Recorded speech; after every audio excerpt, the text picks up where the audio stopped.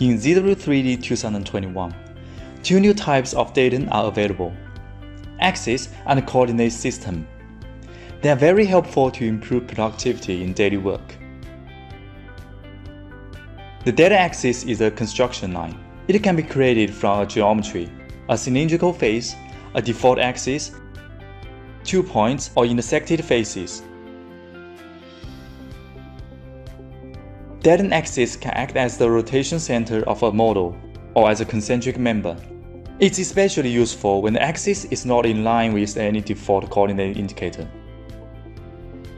The coordinate system is a complete Cartesian coordinate system, which is made up of 3 axes and 3 planes. It's a good helper when you create a new shape or a subpart at another place.